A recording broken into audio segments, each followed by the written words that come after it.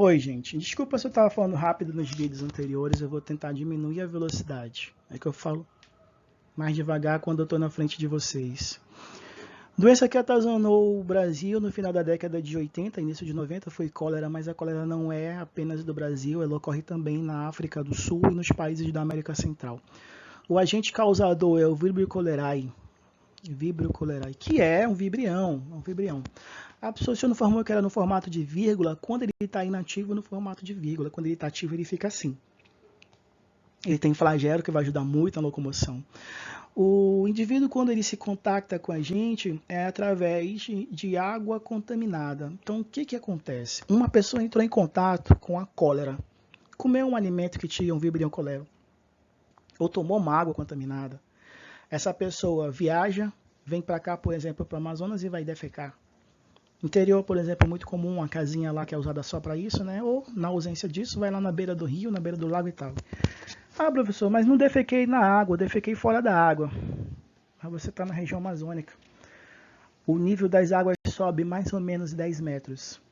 Varia para algumas localidades. Algumas podem ser até 15 metros, outras podem ser apenas 7, 8 metros. Mas sobe. Quando a água sobe, ela entra em contato com o Vibrio cholerae. Lembra que eu falei para você que a bactéria é super resistente? Pois é, esse sacana daí é muito resistente também. Então a pessoa defeca no local que está seco em um período, mas quando o nível da água sobe, alaga, traz o Vibrio cholerae para a água e dali para frente tudo para ele é doce. Ele pode ir para a mesa do cidadão através da água que ele vai tomar ou através do alimento que ele vai consumir, visto que muitos dos alimentos no interior são irrigados com as águas dos rios, não tem uma fonte de água só para isso. É do rio e pronto. Ah, professor, mas eu compro todas as minhas hortaliças, eu compro de outro município. Mas quem te garante que naquele outro município o vegetal não é irrigado com água contaminada? Então, no caso da cólera, quando o indivíduo apresenta, ele tem que ser isolado para não entrar em contato ou não espalhar a doença. Não precisa ele entrar em contato com alguém. Basta simplesmente o líquido que está saindo dele ir para a água ou ir para o solo que vai ser encharcado. Então, ele tem que ser isolado. No interior do nosso estado, no final da década de 80, foram mais de 25 mil mortos. Alguns estudos falam 15, alguns estudos falam 25 mil. São imprecisos. Por quê? Porque a casinha de saúde não existia na época, meus queridos. Então, era incerto o número de pessoas mortas.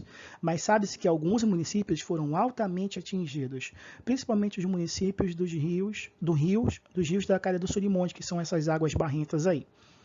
Tratamento para quem tem cólera: reposição imediata de água e solução hidrolítica.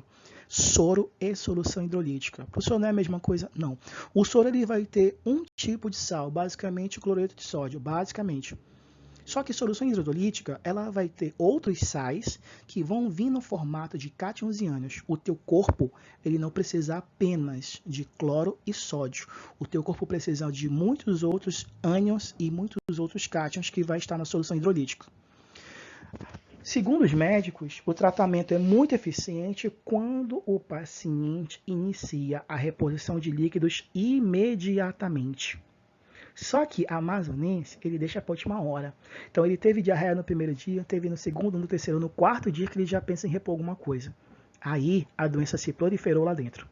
Então, morte é para a pessoa que não tem a reposição de líquidos imediatos. Em raríssimos casos, como para bebês recém-nascidos, por um exemplo, vai haver ainda a reposição de líquido mais antibiótico, tá bom, gente? Então, aí uma imagem de um cidadão falecido no estado do Amazonas no final da década de 90, seco. A pessoa morre por desidratação, gente. E aqui uma criança do Quênia, onde a doença também é muito comum. Leptospirose, outra praga que atazanou o mundo na Idade Média. O agente causador é Leptospira interrogans. Olha lá, a interrogação em latim como ficou. Interrogans. Quem é o principal transmissor? É o rato, mas basicamente a urina do rato. Ah, professor, o rato passou por mim, eu vou ter leptospirose. Não, claro que não. Tu vai ter outra doença, leptospirose não. Mas se a urina do rato entrar em contato com você... Professor, o rato não vai urinar em mim. Não vai não, infeliz. Não vai mesmo não, mas ele pode urinar na tua roupa. Daí a importância de manter a higiene da casa, visto que os ratos são atraídos por resto. Ah, professor, em casa não tem rato porque eu como tudo. Mas o animalzinho que você tem na sua casa, ele come tudo? Além disso, ratos são pragas urbanas, eles podem ser atraídos sem motivo aparente.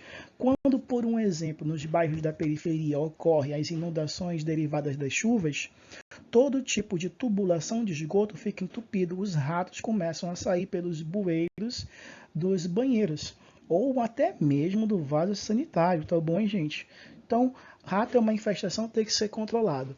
O recorde vai para uma ratazana encontrada em Nova York, que ela tinha 1 metro de comprimento, era mais de 1 metro, era 45 centímetros de corpo e quase 55 centímetros de cauda. Você pode procurar na internet, que eu não estou mentindo não, rapaz, tu me respeita. Segue enterro. É só rato? Não. Podem ser cães também e podem ser outros bichos silvestres, como por exemplo, no centro do Brasil, a gente vai ter as capivaras e outros roedores que vão transmitir essa doença daí. Olhando o mapa de transmissão de leptospirose, não tem leptospirose na região norte, pelo menos não tem caso registrado, tá bom, gente? Não tem caso registrado. No entanto, de 385 casos que foram relatados em 10 anos, de 95 a 2005, teve morte para 1/3 dos casos. Então, uma doença que a mortandade dela é de 33%. A transmissão ao contato da leptospira com qualquer uma das nossas mucosas ou mesmo a nossa pele. Sintoma: cansaço, mal-estar, calafrios, febre altíssima, superior a 39 graus, dor muito forte nas pernas, cansaço, frio, conjuntivite. Para prevenir, trata a água e matar os bichinhos, logicamente, né?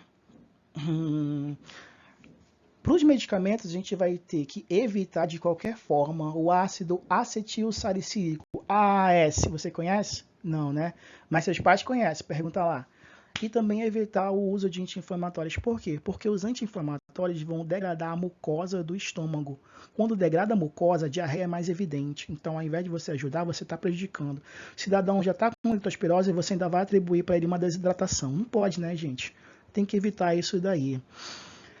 A leptospirose ela foi confundida com a peste negra, a peste bubônica na Europa no ano de 1340 em diante. Oh, meu Deus, tomara que eu não erre essa data.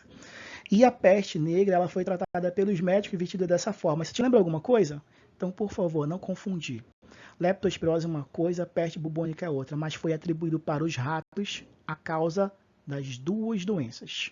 Por que era peste bubônica ou peste negra? Ela era transmitida, na maioria das vezes, por pulgas, só que esse estudo é recente, de um estudo da Noruega.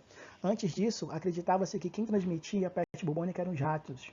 Recentemente descobriram que eram as pulgas. Esse é o motivo de chamar de peste negra.